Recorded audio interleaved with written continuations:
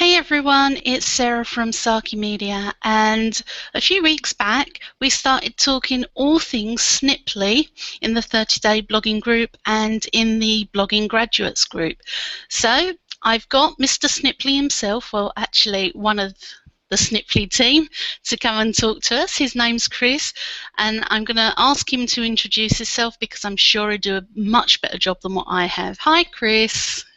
Hi Sarah, thanks for having me.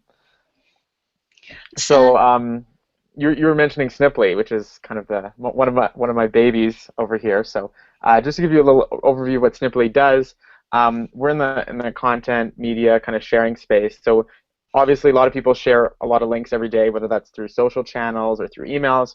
And when you share those links, you're either driving people to your kind of properties, your website, your blog, or you're sharing it to third-party content. And a lot of people do that to try to keep their audience fresh, and they like to send interesting stuff. And one of the challenges with that, of course, is you're sending people to these websites, but you're not necessarily getting anything back. It's hard to measure what that return on investment is for sending a link to the New York Times or to Mashable or to some kind of other blog. So what Sniply allows you to do is add a little call to action, a small button or a little form, email sign up button that kind of hovers, is an overlay on top of that page you shared. So if I was to share, the New York Times homepage, for example, I would give Sniply that link. Sniply would give me back its kind of like unique link, and if I share that Sniply link, everyone will see the New York Times article behind. They can browse, they can scroll. We don't change any of that, but in the corner there'll be a little picture and a little button, and that can drive people back to your site. So we're essentially giving you credit and helping you extend your brand onto the content, onto the links you share. that's a really great idea because you don't know what impact the content that you're putting out for your followers is. And when you've got something like Sniply monitoring it and measuring click-throughs, because that's one of the things that it does, it can tell you exactly how effective that piece of content has been. And I know there's Twitter analytics and there's Facebook analytics and there's analytics for everything, but sometimes you want something really, really simple and something that will say, yes, people clicked, yes, people were engaged, and yes, this is a good piece of content. So it sounds to me like Sniply is really great. How did you come up with the idea? Yeah, it's a great point. We actually were working on a previous project, which was this music YouTube streaming site, the classic nebulous music entity, and we were doing our own kind of content marketing, curating links and that kind of thing. And this was initially just a small kind of project on top of that, just to try to gain a little bit more attention. And it actually took off. A lot of people contacted us, and so we saw the potential and kind of dove into that. Brilliant. How long has it been going?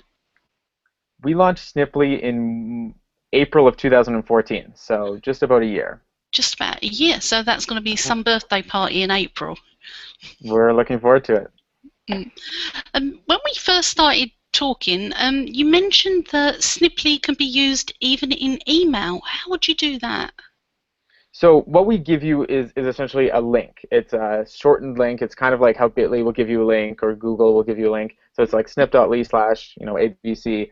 And you can use that link wherever you use a link otherwise. So typically it's kind of a social media kind of thing. You can use it with Buffer, Hootsuite, or Twitter or Facebook directly. But you can. One of our biggest use cases is newsletters, because then you can kind of personalize it to that newsletter audience. Or even people use it in ads when they're promoting things through Facebook ads or Google ads. You can add just another call to action on those pages. That's quite good because there's currently a trend for curated content in newsletters. So if you can use the links and put those in your newsletters, when people click through, again, they're being reminded of you and your brand and the useful things that you're sending them. So I'll have to try that. I'll let you know how that works. I've not done that in Please the do. emails yet. I'm busy breaking Facebook and Twitter shares with it at the moment. Yeah, yeah. So we try to integrate with a lot of different kind of tools to make that happen. Mhm. On the social side, we integrate with Facebook and Twitter and Google Plus and LinkedIn and all kinds of these social sharing. But we know like a lot of people have different kind of workflows that they use. There's a lot of tools. There's Sprout Social and Hootsuite and Buffer and HubSpot and all kinds of different tools that people use to either find the content or manage the content and track it. So we have a number of integrations at that level that we try to, you don't have to go specifically to Sniply site every time you want to share a link. We'll kind of live inside the tools you already use. And so we do that both for social and also for email. So we integrate with, Aweber and MailChimp and those kind of email services. That's good to know. I also put the JavaScript into my website, so when people click on a link on my website and it takes them to a new page, an outbound link or something that I'm finding particularly interesting, that it actually works there. So it's not just your social shares. You can actually use Sniply for links on your own website and linking out to other things as well.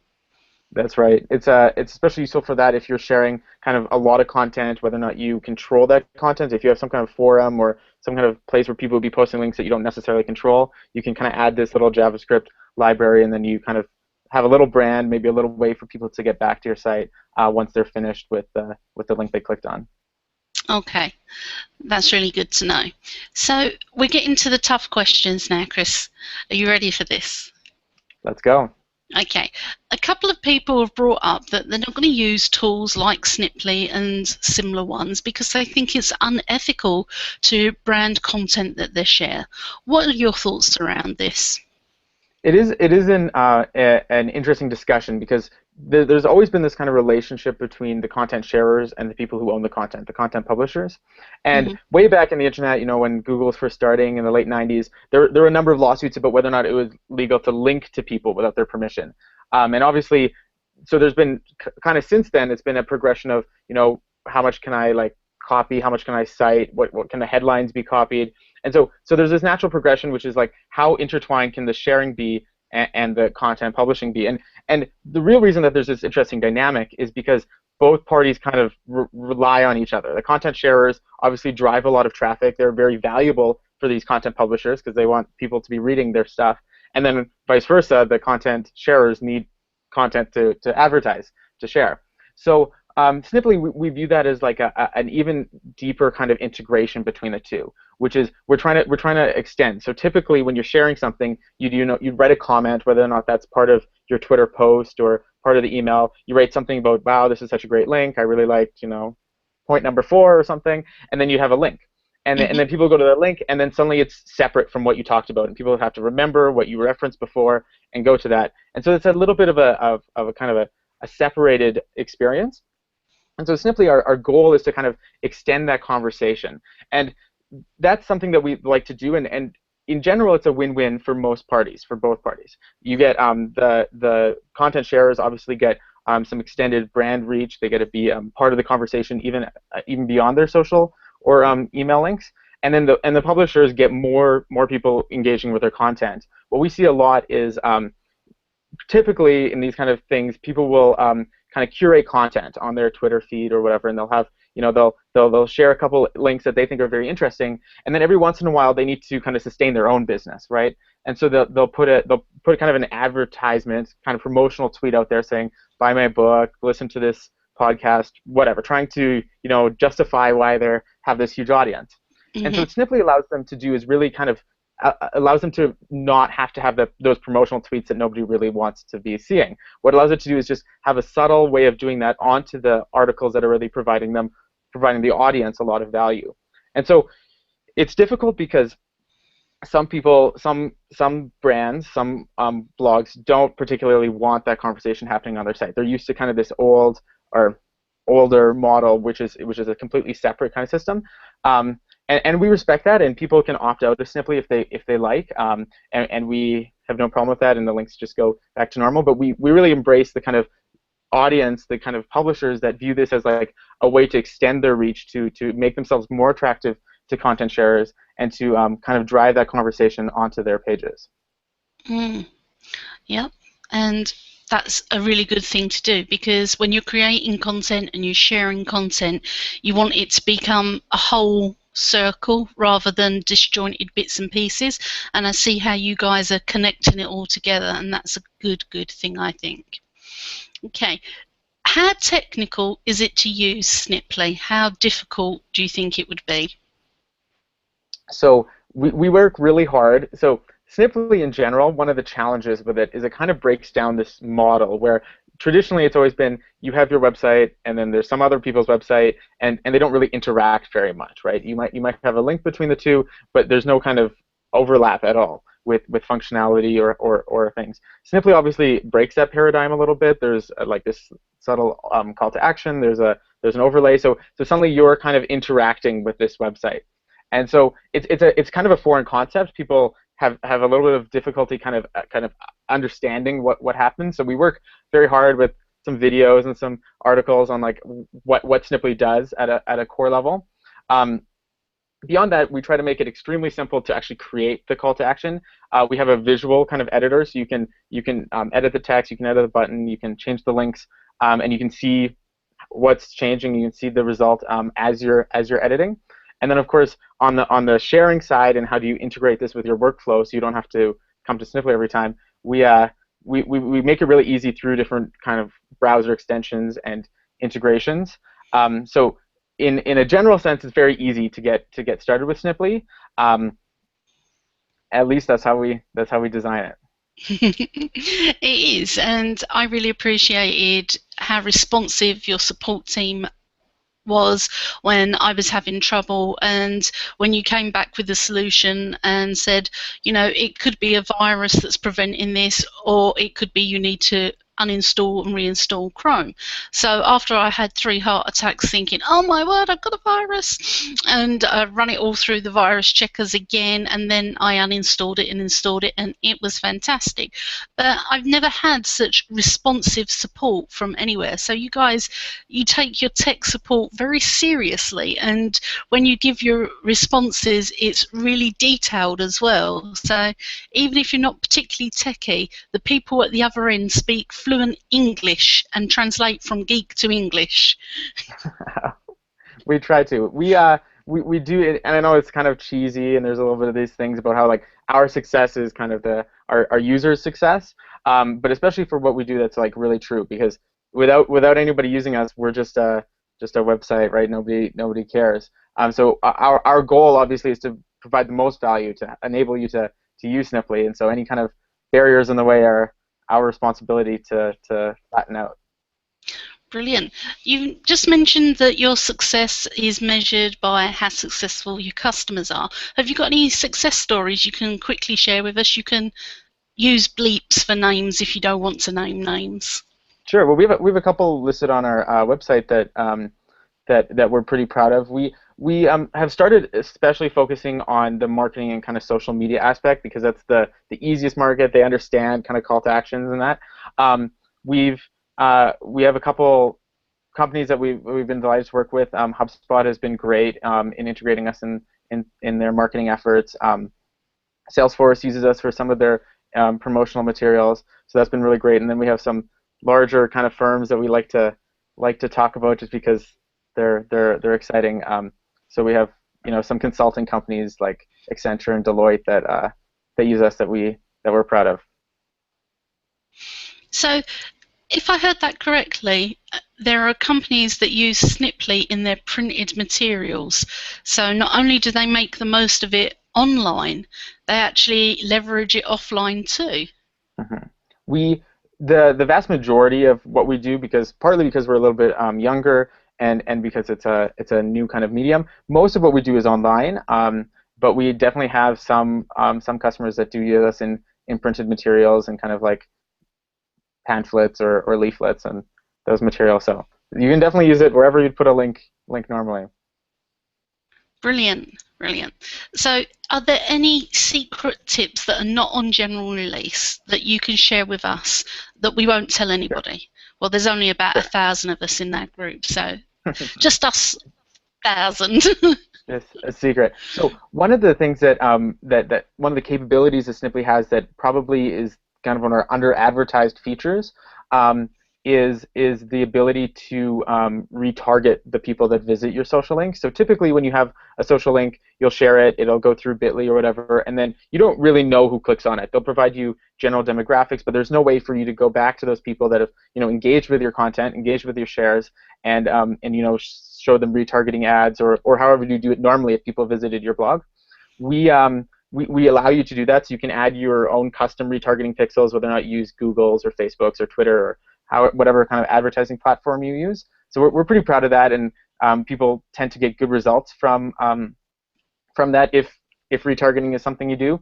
On the flip side, we've worked a lot on the customization aspect, because obviously it's your brand that you're sharing and promoting alongside these links, and so we offer a lot of customized features in terms of what the colors of the call to action are. We extend it so you can use your own custom domain, your own custom short link at the end, and so we've worked hard to make it so that you can completely make it your own kind of service. Oh, that sounds really good, and I particularly like being able to customize various bits and pieces, and I'm going to look into the retargeting aspect more because I didn't know that existed.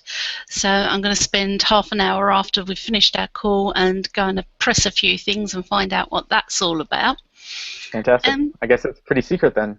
Yeah, that is pretty secret. I didn't know that at all. I couldn't find that anywhere when I was looking for things. So where do you see Sniply going in the future? Say we were talking this time next year and we were approaching your second birthday. What do you think you will have achieved? Something that we're working on quite aggressively right now is specifically partnering with different publications. We've had a lot of interest from certain publishers, seeing the value in Sniply and how that can drive that conversation. And so what we want to do is kind of become more tightly involved with these publishers and give them kind of a little bit more oversight and see kind of how their content's being used and shared through Sniply, and show them the benefit that they're getting from Sniply. So we have a big push on that end. The other thing that we're working on is right now when you create a snip, it's relatively static, and what we've been working on a lot recently is to try to create these campaigns where rather than having one link with one call to action, you can swap the call to actions, or you can kind of A/B test different call to actions across a group of links in order to make it just a little bit easier to try different messages and update messages, because a lot of them tend to be time sensitive. So you'll say sign up for this webinar or whatever, and then people will be clicking that link months later, and you don't want them to be viewing kind of old stale content. So we're working a lot to make that much more dynamic and easy to keep right up to date with what's currently going on. And that's just given me a thought, and I'm going to take you off on a wild tangent here. Is there a way of somebody link and they get message one, and then they click on another link that I've shared? Is there a way to give them a different message? Is there a way to give them a sequence of messages? Because by the time they've clicked on my link, the fifth link, they like what I'm sharing, and I want to say, hey, you really like what I'm sharing. Why don't you hook up with me on a Hangout and tell me a little bit more about you? Why don't we do something a little bit more deeper and personalized, because you're reading an awful lot of stuff that I'm sharing, so you have a need for me, even if I may not express it as you have a need for me. Exactly, and so you can use Sniply for all these kind of things. Right now, that's something that we're currently working on, which is allowing you to do kind of different sequences of messages, or specifically targeting certain traffic. So you could say, if this person came from my Facebook post, show them a different message than if they came from Twitter. Maybe you want to cross promote your different channels, or if it's like on a mobile device, on an iPhone or an Android device, maybe you want to promote an app that you have. So we're working on allowing you to kind of customize that experience for different users. The other popular request that we get, and something we're also working on, is for email lists. Is you want to personalize it because you know who clicked on the link, right? If I'm sending it to you, Sarah, I know your name, I know your email. Maybe I have more information about kind of your status. Maybe you're a customer. Maybe you're somewhere in my list. And so what I can do is I can customize that message for these groups of users. So instead of just having a generic message, it would address you specifically. It'd say like, "Hi, Sarah, this is what you need right now." And so we're working on that kind of idea to really personalize the experience for different users. That sounds really, really good. Thank you very much for taking the time to talk to me today, Chris. Really appreciate it. Is there anything you'd like to tell people before we go? Well, I'd encourage people to try Sniply. It's snip.ly. There's some examples on our homepage. It's a very visual concept, so those kind of images will help a lot. And then give it a shot, sign up, And if you run into issues, you can email me. It's chris@snip.ly. Brilliant. Thank you so much for your time. Thanks so much, Sarah.